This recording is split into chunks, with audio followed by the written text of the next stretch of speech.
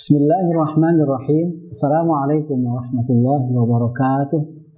Para pemirsa yang Allah muliakan, alhamdulillah kita bisa bersua kembali pada episode kali ini untuk berbicara tentang Al-Azhar serta bagaimana ilmu yang diajarkan di Al-Azhar. Dan pada episode kali ini kita akan berbicara tentang bagaimana jika ingin belajar di Al-Azhar.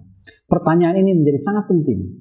Kenapa? Karena di tanah air ini ada puluhan ribu pondok pesantren, ada ratusan sekolah-sekolah madrasah aliyah atau SLTA yang banyak sekali para alumninya mencita-citakan untuk bisa belajar di Al-Azhar, untuk melanjutkan pendidikannya di Al-Azhar, untuk menjadi sarjana Al-Azhar, untuk bisa disebut sebagai seorang Al-Azhari dan memiliki ilmu tentang Al-Azhar. Oleh sebab itu pertanyaan ini menjadi sangat penting.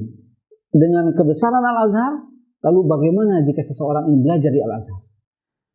Selain itu, pertanyaan menjadi sangat penting karena pada prakteknya banyak orang yang karena sangat luar biasa nama baik Al-Azhar, reputasi Al-Azhar di mata dunia, kemudian sebagian orang banyak yang memanfaatkan nama baik Al-Azhar ini untuk kepentingan pribadi, sehingga terjadi banyak hal yang tidak diinginkan. Nah, pada episode kali ini kita akan berbicara bagaimana jika seseorang ingin mendaftarkan dirinya ke Al-Azhar. Seperti yang sudah kami jelaskan pada episode yang lalu bahwa banyak jenjang di Al-Azhar. Yang akan kami bahas kali ini adalah bagaimana jika seseorang ingin menjadi mahasiswa program S1 di Al-Azhar. Untuk menjadi mahasiswa program S1 di Al-Azhar ini ada satu syarat yang harus dimiliki oleh setiap mahasiswa, di mana mahasiswa itu pertama harus memiliki ijazah pondok pesantren atau madrasah aliyah yang sederajat yang terakreditasi oleh Al-Azhar. Yang kedua, dia harus mengikuti seleksi yang diselenggarakan oleh Kementerian Agama. Jadi setiap tahun Kementerian Agama mengadakan seleksi bagi kader-kader alumni pondok pesantren, alumni sekolah-sekolah menengah di Indonesia untuk seleksi mendaftarkan ke Al-Azhar. Nah, dan seleksi di Indonesia ini setiap tahun dilaksanakan oleh Kementerian Agama Republik Indonesia dan dibantu oleh organisasi internasional alumni Al-Azhar cabang Indonesia yang secara intens mengikuti program ini dengan baik dan memastikan bahwa siapapun yang telah mendaftar untuk seleksi ke Al-Azhar, yang lulus dari seleksi itu adalah kader-kader terbaik yang memiliki syarat minimum terbaik. Paling tidak dia memiliki cakapan bahasa Arab standar untuk menjadi seorang mahasiswa yang nanti akan dikembangkan di lembaga bahasa Arab Al-Azhar. Dalam hal ini di Indonesia memiliki Pusat Studi Islam dan Bahasa Arab yang dikelola oleh organisasi internasional alumni Al-Azhar bekerjasama dengan organisasi internasional Al-Azhar di Mesir yang dinaungi oleh Markaz Syekh Zayed. Kemudian dari seleksi itulah diharapkan dapat memilih bibit-bibit yang memiliki kesiapan itu. Kesiapan bahasa, memiliki hafalan dasar Al-Quran, memiliki pengetahuan keislaman dasar yang cukup, sebab di Al-Azhar nanti akan belajar Islam lebih dalam lagi, sehingga jika tidak memiliki dasar yang cukup, dia akan kerepotan. Maka melalui seleksi itulah kemudian Kementerian Agama berupaya mencari calon-calon mahasiswa Al-Azhar yang memang memiliki kesiapan akademik, kesiapan bahasa, juga memiliki kesiapan fisik.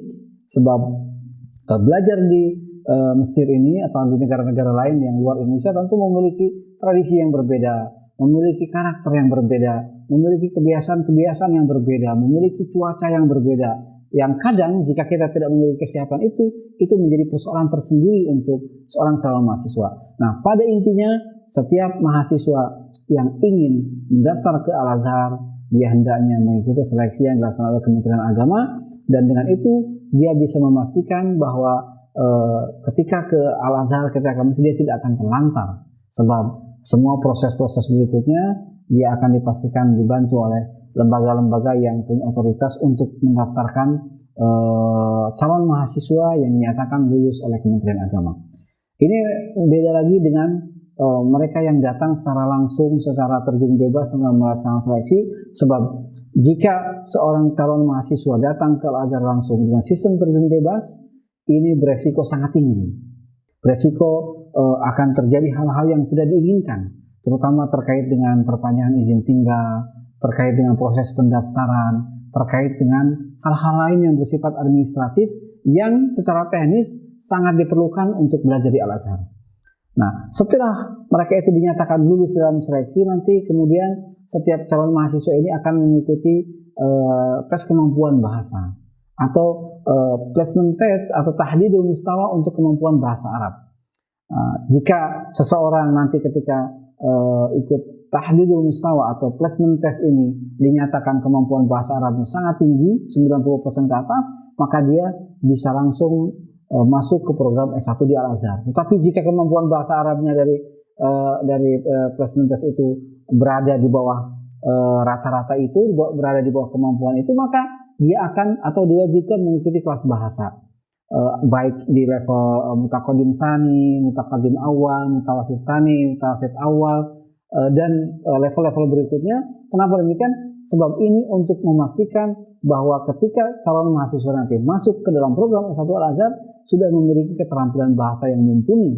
Sebab di fakultas-fakultas Al-Azhar kita sudah tidak lagi diajarkan hal-hal yang bersifat bahasa. Semuanya sudah masuk ke dalam materi-materi keislaman yang sangat dalam, tentang ilmu akidah, tentang ilmu filsafat, tentang ilmu hadis, ilmu tafsir, yang semuanya membutuhkan keterampilan bahasa yang di atas rata-rata.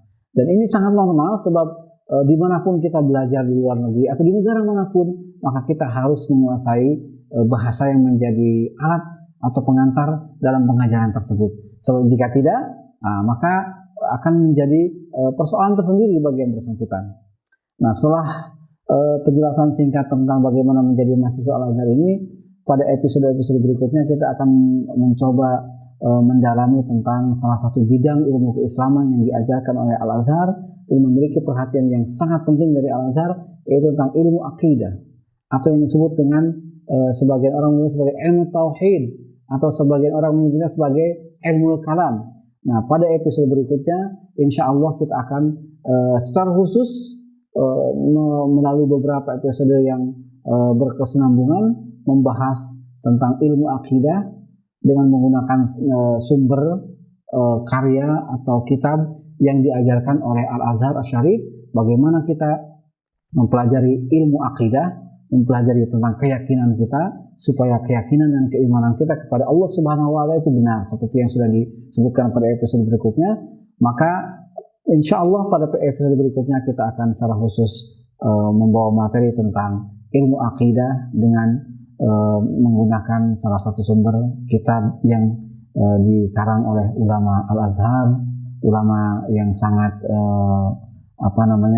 yang sangat menguasai di bidang itu dan menjadi referensi dalam pengajaran ilmu-ilmu keislaman di Al-Azhar, terutama dalam bidang ilmu akidah. Demikian untuk episode kali ini, mudah-mudahan bermanfaat dan bisa memberikan gambaran kepada saudara-saudara kaum muslimin atau adik-adik yang ingin belajar ke Al-Azhar, sehingga bisa masuk ke Al-Azhar melalui jalan yang baik dan bisa belajar di Al-Azhar dengan baik tanpa ada gangguan apapun, tanpa ada kendala apapun. Demikian, wassalamualaikum warahmatullahi wabarakatuh.